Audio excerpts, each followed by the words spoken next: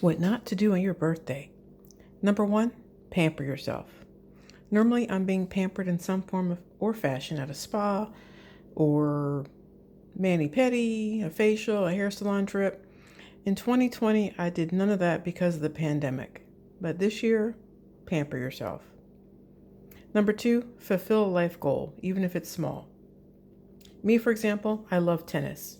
So in late 2019, I was planning to attend Wimbledon 2020 and the US Open in 2020 for my actual birthday since it falls in September.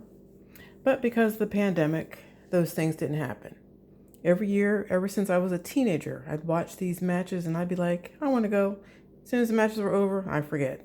So last year, I actually got myself on the wait list for Wimbledon. Goal almost achieved. Not last year, 2019, sorry.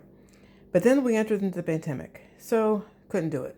So hoping to do that later this year on my September birthday, at least the US Open. Do not do any chores, number three, on your birthday. Some of us run around with like chickens with our heads cut off, taking care of family, partners, whatever. Don't do it on your birthday. You actually need to revisit not doing it on the rest of the year, but I digress.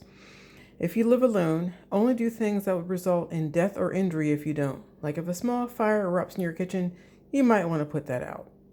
Otherwise, don't launder your partner's clothes, don't clean bathrooms, don't fold a single washcloth. Only exceptions I will allow is if your kids are little or you take care of elderly or sick people. Use your common sense, but enjoy your day. Number four, evaluate your health. It's fun and cute to eat cake, your favorite foods, indulge in your birthday. But if you have gained pandemic weight like I did last year, go back to business as usual after the party's over. Again, on your birthday, enjoy your foods, your dinner, your cakes. Believe me, I definitely deviate from diets on my actual birthday. But back to basics. You need your health to be good so you have several birthdays to come. Plan to travel, number five, in 2021, later this year, or 2022. Everyone is not rich, I get it. But you'd be surprised at the budget-friendly getaways you can do overseas or in the US. I like to see people try to leave their zip code and even try to leave the country. And again, you'd be surprised at the prices. For example, you can travel cheaper to the continent of Africa, Europe, Asia, Australia, than to some parts of the US at certain times. So just think about it. Leave your zip code, see the world, and you only have to go for a week, maybe two. I know people who can't afford this. I get it.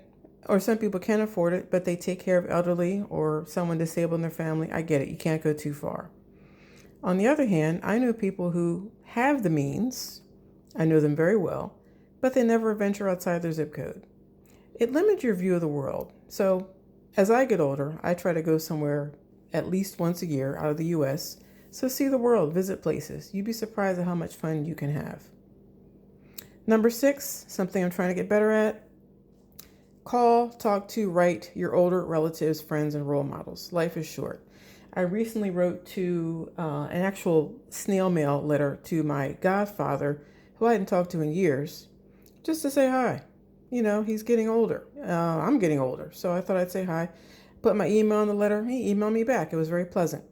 That's all. I had no ulterior motives. I just like to reach out to people. I'm now writing to another uncle slash cousin who used to call my grandmother, every week. So just do that. Ask your people, engage them. Hey, who was that person you were friends with in 1978?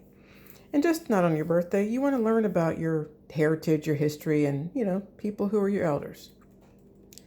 Number seven, also talk to your friends.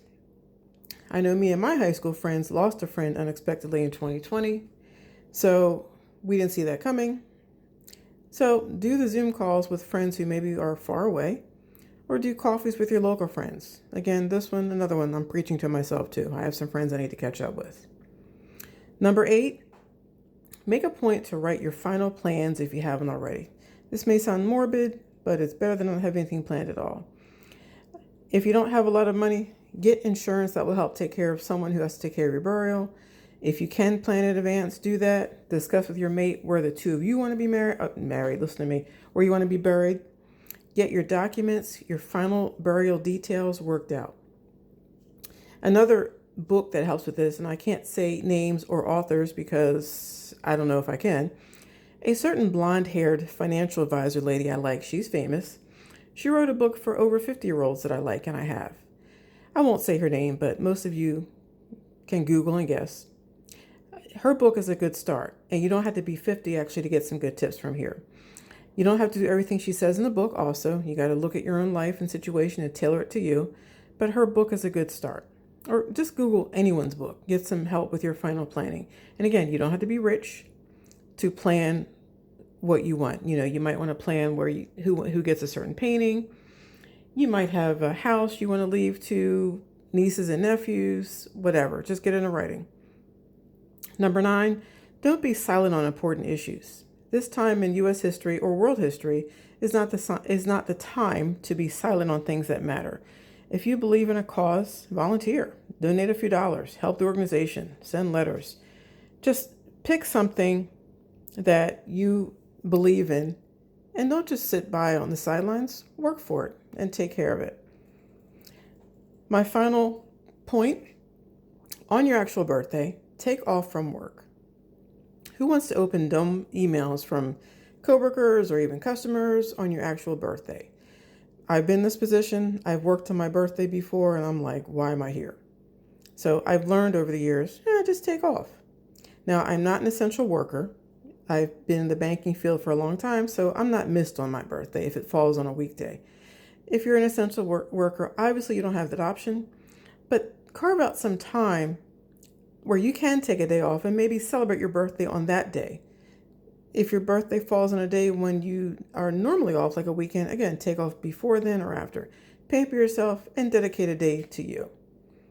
Now, these are things you can all do in order to celebrate your birthday and have at least one day during the year in which you feel special, rejuvenate, recharge. It does not mean you don't serve others during the year or volunteer or take care of family, but everyone needs a day to recharge. That's why God gave us Sunday. So think about that. Enjoy.